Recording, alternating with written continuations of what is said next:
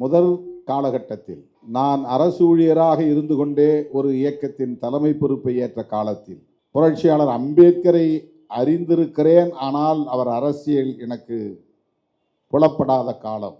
அப்படிப்பட்ட அந்த காலச்சூழலில் என் தலைமையை ஏற்றுக்கொண்டு என்னோடு கைகோர்த்து களமாடிய தோழர்களுள் முதன்மையானவர் தம்பி பாவரசு. அதுவரையில் அதற்கு முன்பிருந்த அத்தனை பொறுப்புகளையும் கலைக்கிறோம். புதிதாக இயக்கத்திலே தம்மை இணைத்துக் கொள்ள வருகிறவர்களுக்கு எல்லா கதவுகளும் திறந்திருக்கின்றன என்று அறிவிப்பு செய்தோம். உங்கள் அனைவருக்கும் என்னுடைய பணிவார்ந்த வணக்கத்தை தெரிவித்துக் கொள்கிறேன்.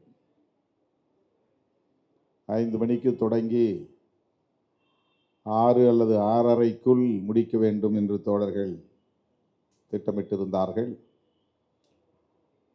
நான் வந்ததும் வீர வணக்கம் செலுத்தினோம். நான் மட்டுமே பேசினால் போதும் என்று தோழர்கள் கூறினார்கள். முன்னணி தோழர்கள் ஒரு சிலராவது அவரை நினைவு கூர்ந்து பேச வேண்டும், இல்லையேல் இது கடமைக்காக செய்த ஒன்றாக அமைந்துவிடும். சில மணி நேரங்கள் அவருக்காக நாம் ஒதுக்கி அவரை நினைவு கூர்ந்து அவருக்கு நன்றி செலுத்த வேண்டியது நம்முடைய பொறுப்பு, நம்முடைய கடமை என்று தோழர்களை நான் ஒரு சிலரை பேச கேட்டுக்கொண்டேன். அதன்படி மிகச் சுருக்கமாக ஒவ்வொருவரும் பேசினார்கள் என்றாலும் கூட 2 மணி நேரத்திற்கும் மேலாகிவிட்டது. தம்பி பாவரசு அவர்கள் இவ்வளவு விரைவாக நம்மை விட்டு பிரிந்து போவார், காலமாவார் என்று சற்றும் எதிர்பார்க்கவில்லை.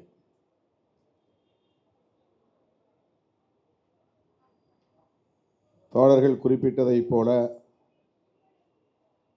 இது நமக்கு பெரும் அதிர்ச்சி மட்டுமல்ல, பெரும் இழப்பு. மதுரையிலே அவருடைய சொந்த ஊருக்கு அருகிலே மதுரை மாவட்டத்து தோழர்கள் ஒருங்கிணைத்த மாபெரும் பொதுக்கூட்டம், வீரவணக்க பொதுக்கூட்டம் ஒன்றில் நான் பங்கேற்று உரையாற்றினேன். அந்த கூட்டத்தில் அவருடைய ஒரே மகள், சட்டப்படி தத்து எடுத்து வளர்த்த மகள் நிலாவுக்கு இயக்கத் தோழர்கள் மனமுவந்து தந்த தொகையில் 10 லட்சம் ரூபாயை ஆறுதல் நிதியாக வழங்கினோம். 12 லட்சம் ரூபாய் அந்த மேடையிலே சேர்ந்தது. அதில் 10 லட்சம் மட்டுமே அவரிடத்தில் அப்போது வழங்கினோம். அவருடைய குடும்பத்தை சார்ந்தவர்களும் நமது முன்னணி தோழர்களும் அவருடைய சொந்த கிராமத்தில் ஒரு சிறிய இடம் இருக்கிறது. அந்த இடத்தில் அவருக்கு ஒரு அரை உருவச் சிலை வைத்து நினைவிடம் எழுப்ப வேண்டும் என்கிற கருத்தை முன்வைத்தார்கள்.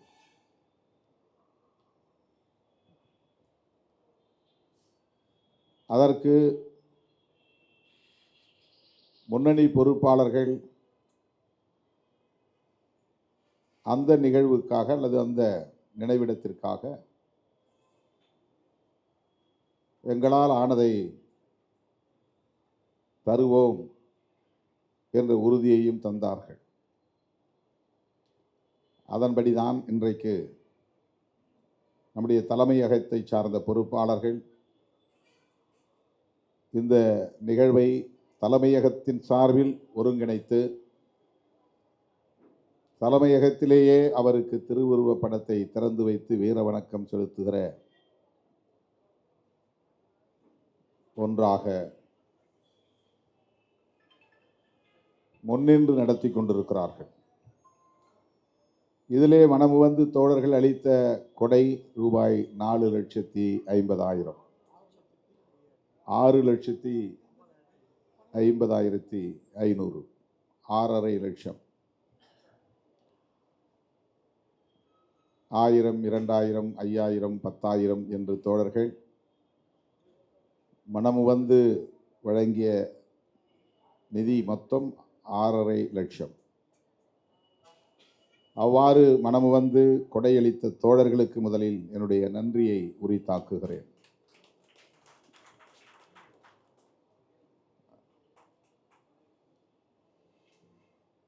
இந்த இயக்கத்தின் பயணம் 35 ஆண்டுகளை கடந்திருக்கிறது. இதை 3 முக்கியமான காலகட்டங்களாக நாம் பிரித்து பார்க்கலாம். தேர்தல் அரசியல் வேண்டாம், சமூக மாற்றத்திற்கான களப்பணிகளை ஆற்றுவோம் என்று நாம் முன்னெடுத்த முயற்சி. அது முதல் 10 ஆண்டு காலம். இரண்டாவது, தேர்தல் அரசியலில் ஈடுபடுவோம் என்று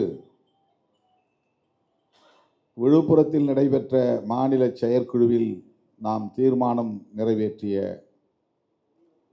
ஒரு முக்கியமான காலகட்டம்.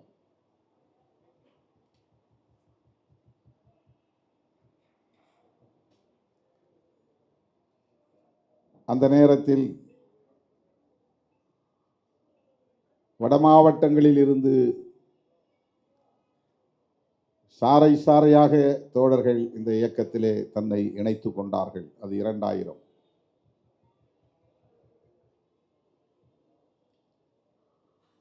மூன்றாவது காலகட்டமாக நான் எதை பார்க்கிறேன் என்றால், வேளச்சேரி தீர்மானத்திற்கு பிறகு இந்த இயக்கம் இன்னொரு பரிமாணத்தை அடைந்திருக்கிறது. ஆக 3 பரிமாண காலகட்டங்களாக இதை நாம் வகைப்படுத்தி பார்க்க கடமைப்பட்டிருக்கிறோம். வேளச்சேரி தீர்மானத்தை இன்னொரு பரிமாணத்திற்கான ஒரு புள்ளியாக ஏன் பார்க்கிறோம் என்றால், ஒரு முழுமையான அரசியல் கட்சியாக நாம் மாறுவதற்கு தலித் அல்லாதவர்கள் இதில் பங்கேற்க வேண்டும் என்று நாம் நிறைவேற்றிய தீர்மானம், அழைப்பு விடுத்த தீர்மானம், அனைத்து கதவுகளையும் திறந்து வைத்த தீர்மானம், சமூக இயக்கம் என்கிற அடையாளத்திலிருந்து அரசியல் கட்சி என்கிற ஒரு புதிய பரிமாணத்தை பெற வேண்டும் என்கிற தொலைநோக்கு பார்வையோடு நாம் 2007ஆம் ஆண்டு என்று கருதுகிறேன் அந்த தீர்மானத்தை நிறைவேற்றினோம். அடிமுதல் நுனி வரையில் கட்சியை கூண்டோடு கலைத்த திருமா என்று ஒரு வார இதழில் அட்டைப்படத்திலேயே செய்தியாக போட்டார்கள். அதுவரையில் அதற்கு முன்பிருந்த அத்தனை பொறுப்புகளையும் கலைக்கிறோம். புதிதாக இயக்கத்திலே தம்மை இணைத்துக் கொள்ள வருகிறவர்களுக்கு எல்லா கதவுகளும் திறந்திருக்கின்றன என்று அறிவிப்பு செய்தோம். தேர்தலே வேண்டாம், சமூக மாற்றத்திற்காக நம்மை ஒப்படைத்துக் கொள்வோம் என்கிற காலம் முதற்கட்ட காலம், தொடக்க காலம், இயக்கத்தின் ஆதி காலம். தேர்தல் பாதையை புறக்கணித்துவிட்டு மக்களிடம் எப்படி நாம் களப்பணி ஆற்ற முடியும், மக்களிடமிருந்து அந்நியப்படுவதற்கான நிலைதான் உள்ளது. ஆகவே தேர்தலில் பங்கேற்று நாடாளுமன்ற ஜனநாயகத்தை ஏற்றுக்கொண்டு மக்களை அரசியல்படுத்துவதை நம்முடைய முக்கியமான செயல் திட்டமாக மாற்றி அமைக்க வேண்டும் என்று நாம் முன்னெடுத்த முயற்சி. அதுதான் விழுப்புரத்தில் நடைபெற்ற மாநில செயற்குழு தீர்மானம். அது 1998 இறுதி காலம் அல்லது 99 தொடக்க காலம்.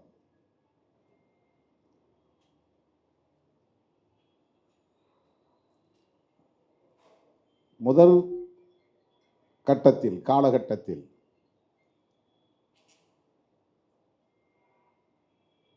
நான் அரசு ஊழியராக இருந்து கொண்டே ஒரு இயக்கத்தின் தலைமை பொறுப்பை ஏற்ற காலத்தில் புரட்சியாளர் அம்பேத்கரை அறிந்திருக்கிறேன். ஆனால் அவர் அரசியல் எனக்கு புலப்படாத காலம்.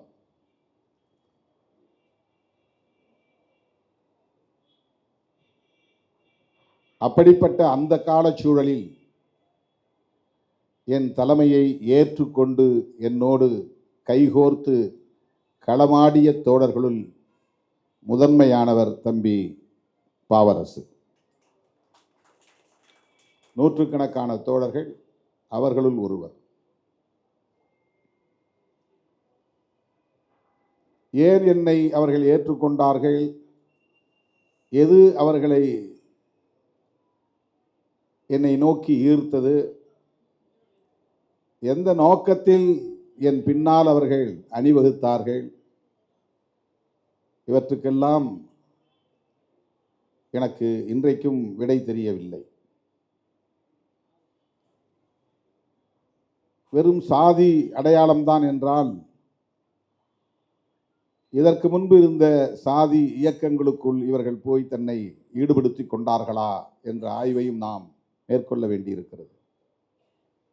இதற்கு முன்பு விடுதலை சிறுத்தைகள் என்கிற இயக்கம் உருவாவதற்கு முன்பு திருமாவளவன் என்கிற ஒரு தலைமை உருவாவதற்கு முன்பு புரட்சியாளர் அம்பேத்கரின் பெயரில் தமிழகத்தில் இயக்கங்கள் உண்டா என்றால் உண்டு. செயல்பட்டனவா என்றால் செயல்பட்டன. தலைவர்கள் இருந்தார்களா என்றால் இருந்தார்கள்.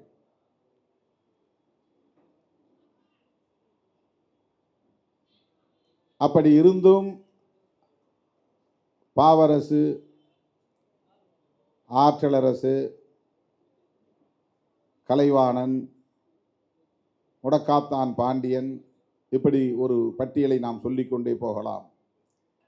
இவர்கள் அந்த இயக்கங்களிலே இருந்து அதன் பிறகு என் தலைமையை ஏற்றுக்கொண்டவர்களா என்றால் இல்லை.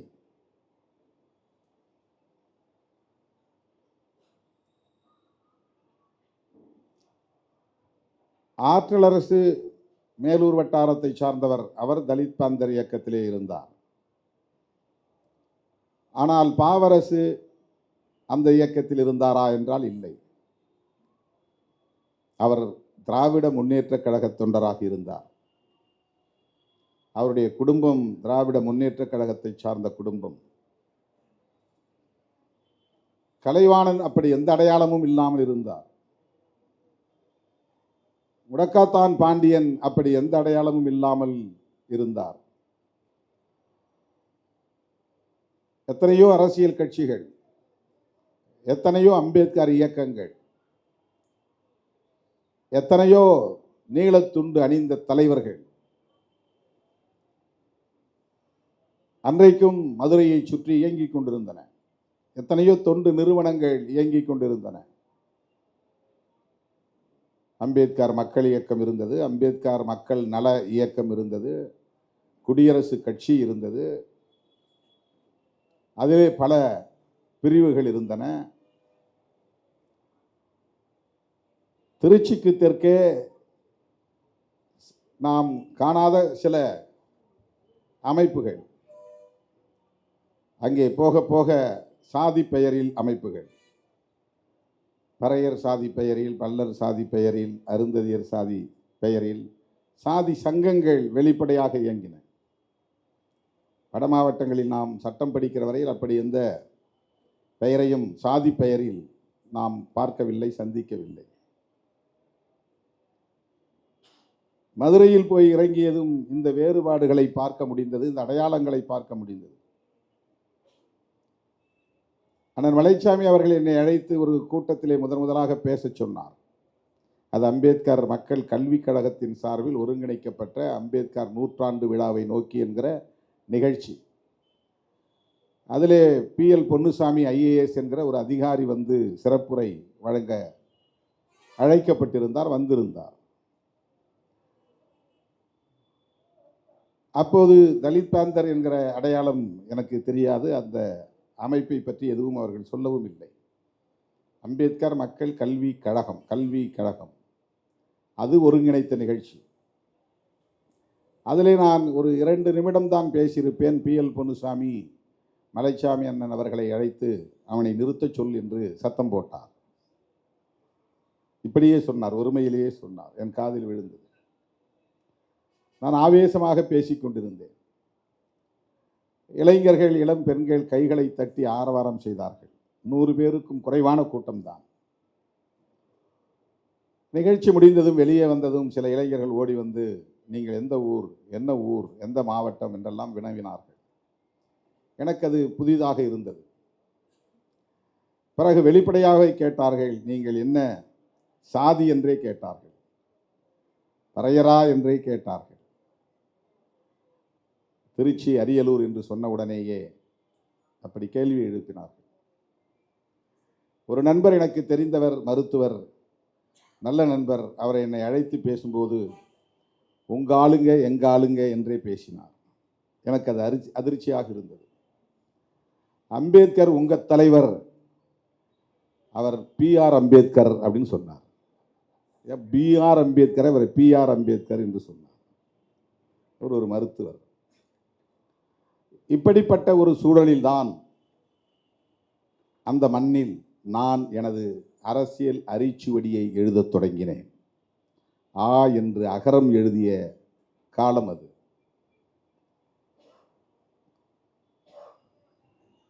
நான் ஏற்கனவே புகழ்பெற்ற ஒரு நபராக எந்த இயக்கத்திலும் இருந்ததில்லை. ஒரு அரசு ஊழியர், அவ்வளவுதான். அரசியலில் எந்த அனுபவமும் கிடையாது. அல்லது எந்த ஒரு இயக்கத்திலும் ஒரு அதிகாரமுள்ள பதவியில் இருந்து அதன் மூலம் 4 பேருக்கு அறிமுகமானவன் என்கிற அடையாளமும் எனக்கு இல்லை. ஆனால் இந்த இளைஞர்கள் என்னை நோக்கி வந்தார்கள். இரவு பகலாக என்னை தேடி வந்தார்கள். எப்போதும் என்னை சுற்றி வந்தார்கள். என்னை நேசித்தார்கள். நான் எழுதுகிற முழக்கங்களை திரும்ப திரும்ப சொல்லி பார்த்தார்கள். நான் எழுதுகிற முழக்கங்களை அச்சிலே ஏற்றி பேருந்துகளில் ஒட்டி பார்த்தார்கள். நான் அவர்களை இரவு நேரங்களில் அழைத்து கொண்டு போய் சுவர்களில் வெள்ளை அடிக்க கற்றுக் கொடுத்தேன். நானே பிரஷை பிடித்து புரட்சியாளர் அம்பேத்கர் என்று பெயரை எழுதினேன். விழிப்பாய் இரு, நெருப்பாய் எழு என்று முழக்கம் எழுதினேன். நாங்கள் இப்போது ஆடுகள் அல்ல, சீரிப்பாயும் சிறுத்தைகள் என்று சுவரொட்டிகளை அச்சிட்டு விநியோகம் செய்தேன். இரவெல்லாம் இந்த பணிகளை செய்துவிட்டு விடியற்காலை உறங்காமலேயே அலுவலகம் போனேன். இப்படி ஒரு காலத்தில்தான் வெறும் தொழிலாளியாக தம் வாழ்வை நடத்தி கொண்டிருந்த பாவரசு, அதன் மூலம் வருகிற வருமானத்தை கொண்டு குடும்பத்தை நடத்தி கொண்டிருந்த பாவரசு, மற்ற தம்பிகள் என்னை தேடி வந்தார்கள், என்னை சூழ்ந்து கொண்டார்கள். திருமாவளவனோடு போனால் MLA ஆகலாம் என்று கனவு கண்டு வரவில்லை. அல்லது இந்த கட்சியிலே சேர்ந்து ஒரு பதவியை வாங்கினால் அது ஒரு பகட்டாக இருக்கும் என்று நம்பி வரவில்லை. அது ஒரு பெருமை அளிக்கக்கூடியதாக இருக்கும் என்று நம்பி வரவில்லை. எதுவுமே தீர்மானிக்கப்படாத காலம் அது. எனக்கே எதுவும் தெரியாது. எனக்கு முன்னால் எல்லாம் இருள்மயமாகத்தான் இருந்தது. போடப்பட்ட பாதையில் நான் பயணிக்கவில்லை. தார் சாலையில் நான் வண்டி ஓட்டவில்லை. யாரோ நடந்த பாதையில் நான் நடக்கவில்லை. எட்டிய தூரம் வரையில் கல்லும் முள்ளுமாகத்தான் இருந்தது, காடும் மேடுமாகத்தான் இருந்தன. புரட்சியாளர் அம்பேத்கருடைய அரசியலோ தந்தை பெரியாரின் அரசியலோ பெரிதாக எனக்கு தெரியாது, ஆழமாக தெரியாது. எந்த அரசியல் கட்சிகளோடும் எனக்கு தொடர்பு இல்லை, அதிகார வர்க்கத்தோடு தொடர்பு இல்லை, மெத்த படித்தவர்கள் யாரும் எனக்கு துணையாக இல்லை, இதை செய் அதை செய் என்று அறிவுறுத்த ஆள் இல்லை. அந்த நேரத்தில் என்னோடு வந்தவர்களுள் ஒருவர்தான் தம்பி பாக்கியம் என்கிற பாவரசு.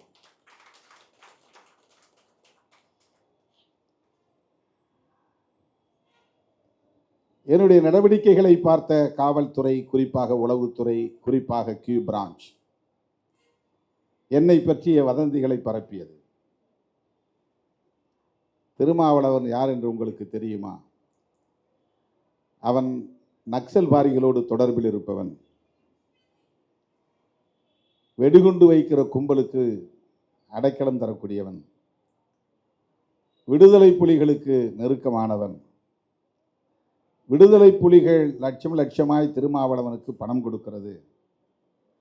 அந்த பணத்தை வைத்துக் கொண்டுதான் அவன் இப்படி இளைஞர்களை தவறாக வழிநடத்துகிறான், வன்முறையை தூண்டுகிறான்.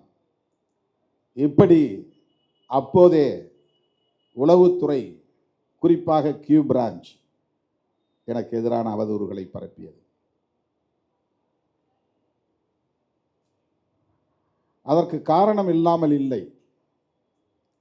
அவர்கள் தேடிய நபர்கள் அங்கொன்றும் இங்கொன்றுமாக நம்முடைய இயக்கத்தோழர்களோடு தொடர்பில் இருந்திருக்கிறார்கள். அது அவர்களுடைய வாழ்க்கை. எந்த ஊருக்கு போனாலும் யாராவது ஒருவரோடு அவர்களுக்கு நம்பிக்கைக்குரிய நட்பு தேவைப்படுகிறது. தமிழ்நாட்டில் உருவான எல்லா புரட்சிகர இயக்கங்களும் எந்த ஓபிசி தலைவரையும் நம்பி போனதில்லை. எஸ்சி மக்களிடம்தான் வந்து அடைக்கலம் எடுத்துக்கொண்டார்கள். எங்கெல்லாம் காலனிகள், சேரிகள் இருக்கின்றனவோ அங்குதான் இரவு தங்கி மாட்டுக்கறி சமைத்து தாருங்கள் என்று கேட்டு சாப்பிட்டு விட்டு போவார்கள். இவர்கள்தான் காட்டிக் கொடுக்க மாட்டார்கள், நம்பிக்கைக்குரியவர்கள் என்று தமிழ்நாடு முழுவதும் சேரி மக்களோடு உறவாடிய தருணங்கள் அவை. இன்றைக்கு இந்தியா முழுவதும் மாவோயிஸ்டுகள் அப்படித்தான் தலித்துகளிடமும் பழங்குடி மக்களிடமும் தான் தங்கி அரசியல் செய்கிறார்கள்.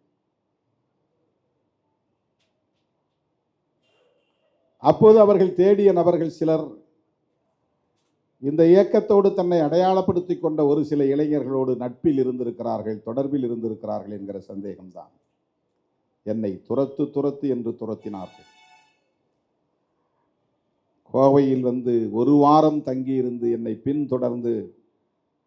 பின்தொடர்ந்து நான் ஏறும் வண்டிகளெல்லாம் ஏறி, நான் இறங்குகிற இடமெல்லாம் இறங்கி, நான் நுழைகிற ஹோட்டல்களுக்குள்ளெல்லாம் நுழைந்து என்னை அப்படியே அங்குலம் அங்குலமாக பின்தொடர்ந்து என்னை கண்காணித்த வரலாறு நடந்தது.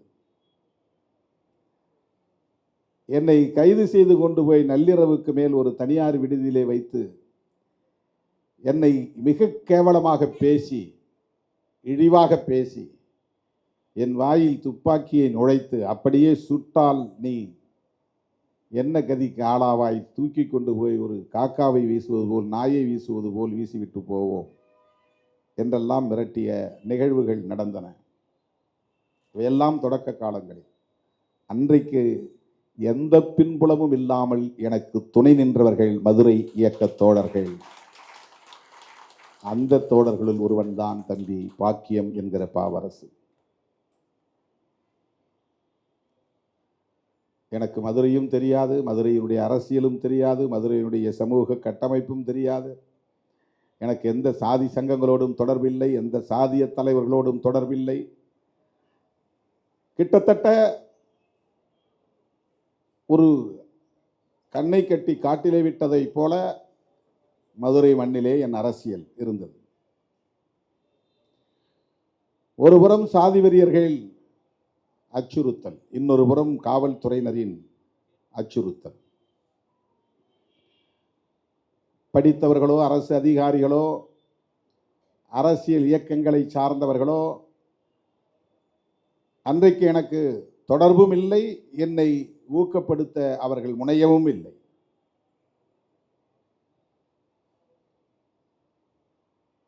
எப்படி இந்த இளைஞர்களுக்கு அந்த துணிச்சல் வந்தது என்று இப்போது எண்ணி பார்த்தாலும் எனக்கு வியப்பு மேலிடுகிறது. ஒரு நாள் என்னை சிவகங்கை மாவட்டத்தை சார்ந்த காவல்துறை அதிகாரி ஒருவர் வலுக்கட்டாயமாக வண்டியிலே தூக்கி போட்டு இழுத்து சென்றார்கள்.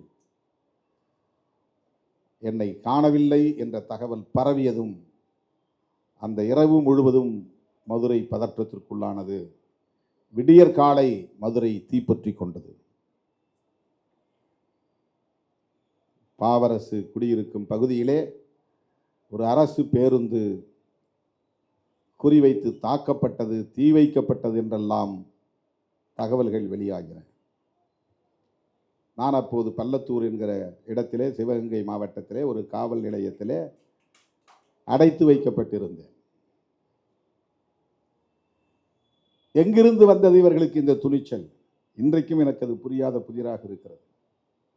வெளியே வருவதற்கே அச்சப்படுகிற சமூகம், காவல் நிலையத்திற்கே சென்று பழக்கப்படாத சமூகம், பொதுவெளியில் போராட்டங்களில் பங்கேற்காத இளைஞர்கள், அரசியல்படுத்தப்படாத இளைஞர்கள், திருமாவளவனை யாரோ பிடித்து கொண்டு போய்விட்டார்கள், தூக்கி கொண்டு போய்விட்டார்கள், கடத்தி கொண்டு போய்விட்டார்கள் என்கிற தகவல் மட்டும்தான் அவர்களுக்கு கிடைத்தது. அவர்கள் யாரும் அந்த இரவு உறங்கவில்லை. அன்றைக்கு அவர்கள் ஆற்றிய எதிர்வினை, யார் இந்த திருமாவளவன் என்கிற கேள்வியோடு ஊடகங்கள் என்னை சந்திக்க வந்தன. முதலில் என்னை வந்து சந்தித்தது துக்ளக் இதழ்தான். இந்த கேள்வியை அப்படியே வைத்தார் அந்த நிருபர், இன்றைக்கும் இருக்கிறார், மனா என்கிற தோழர்.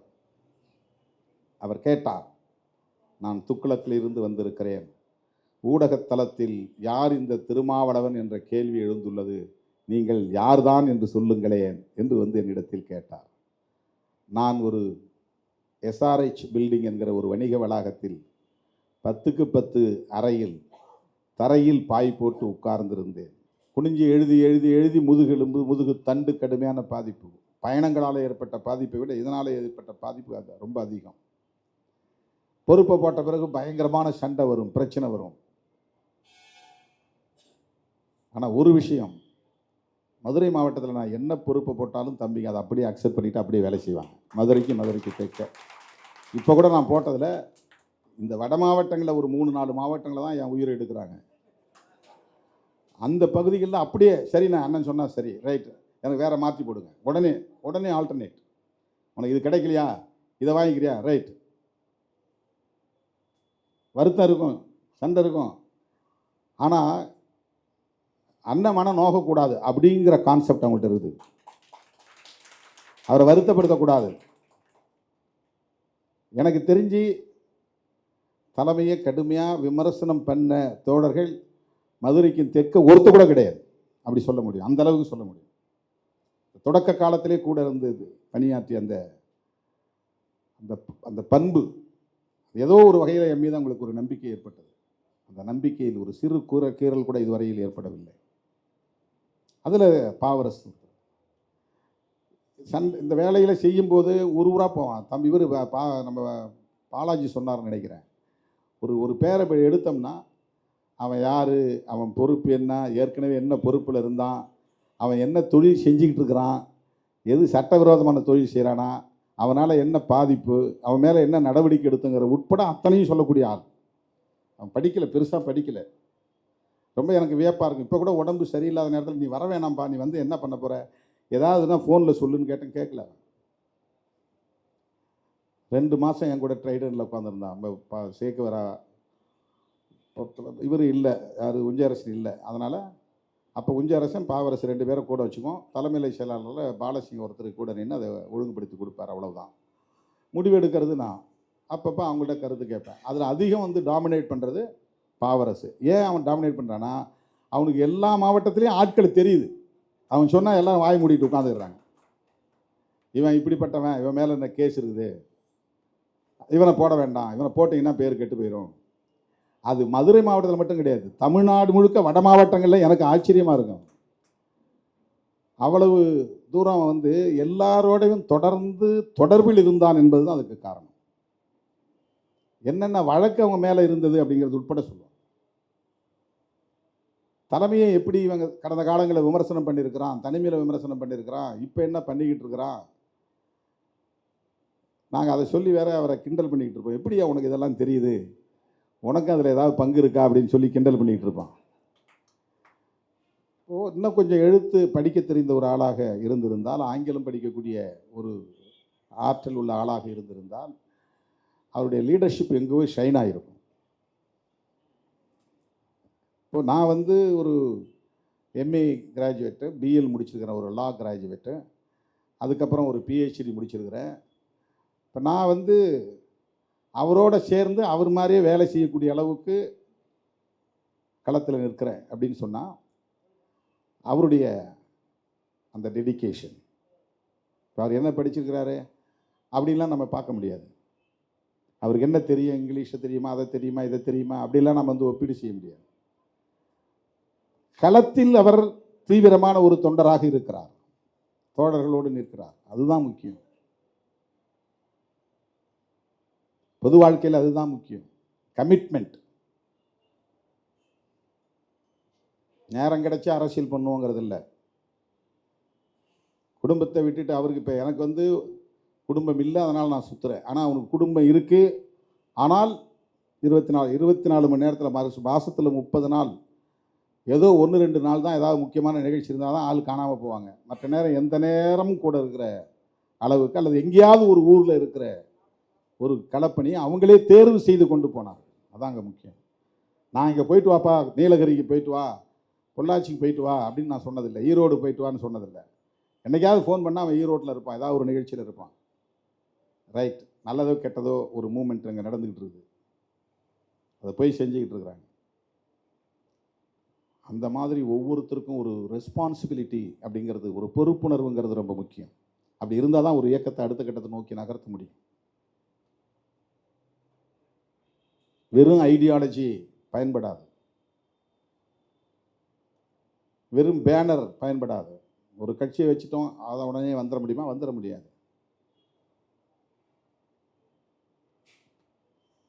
பிரச்சனைகளின் அடிப்படையில் மக்களோடு மக்களாக களத்தில் இருக்கிற ஒருவரால் மட்டும்தான். நான் வந்து இப்போ நாமினேஷன் பண்ணுறேன், நான் தான் பார்த்து போடுறேன், தெரிஞ்சவன் வந்து ஒருத்தன் கேட்குறான், சரி ரைட்டு 10 முறை கேட்டான், 11வது முறை கேட்டான், நீ விருப்பப்படுற பொறுப்பை நான் போடுறான்னு போட்டுருவேன். பட் உன்னால் ஸ்டாண்ட் பண்ணி நிற்க முடியாது.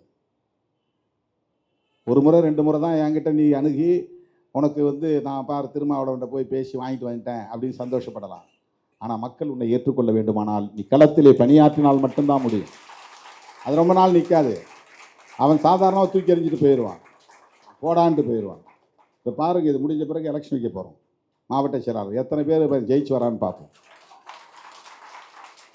ஜெயிச்சு வரணும். என்ன தானே வந்து எனக்கு போடுங்கன்னு நெருக்கடி கொடுத்து வாங்கிட்டு போகிறாங்க. சரி, நானும் போட்டுடுறேன், போய் வேலை செய்யட்டும் அப்படின்னு. இப்போ கீழே நீங்கள் வந்து மக்களோட இப்போ ஏன் மண்டலம் போட்டீங்க, ஏன் மாவட்டத்தோட விடலை, மாவட்ட செயலாளருடைய அதிகாரத்தை பறிக்கிற மாதிரி மண்டல செயலாளரை போட்டு விட்டீங்க அப்படின்னு. மண்டல செயலாளரும் வந்து எனக்கு என்ன இந்த அதிகாரம் எனக்கு சரியில்லை, மாவட்ட செயலாளரை மதிக்க மாட்டேங்கிறான் அப்படின்னு. உங்களுக்குள்ள ஒரு அண்டர்ஸ்டாண்டிங் உருவாகணும், கலந்து பேசணும், உங்களுக்குள்ள ஒரு இணைப்பு ஏற்படணும். அதுக்கு வாய்ப்பே இல்லாமல் நம்ம விடக்கூடாது. அதுக்கு தான் இந்த முடிச்சு போடுறது, இணைச்சி போடுறது, இந்த கிளிப்பு போட்டு வைக்கிறது. நீயும் பேசி 3 பேரும் கையெழுத்து போட்டு வந்து என்கிட்ட கூட நான் கையெழுத்து போடுறேன். அது என்ன ஸ்பேஸை கொடுக்குன்னா, சண்டை சொல்ல இவங்க என்ன சொல்கிறாங்கன்னா, சண்டையை மூட்டி விட்றாரு அண்ணன், அங்கே ஒரு ஆளை போட்டு இங்கே ஒரு ஆளை போட்டு பிடிக்காதவங்களெல்லாம் சேர்த்து வைக்க பார்க்குறாருன்னா, ஏன் உனக்கு பிடிக்காமல் போச்சு, என்ன பிரச்சனை? கூட்டி பேசுங்க, மக்களுக்காக தானே இயக்கம், விட்டு கொடுத்து பேசுங்க. அவங்க சொல்கிறத நீ உள்வாங்க, நீ சொல்கிறத அவன் உள்வாங்கட்டும். என்னைக்கு அந்த ஸ்பேஸ் உருவாக போகுது?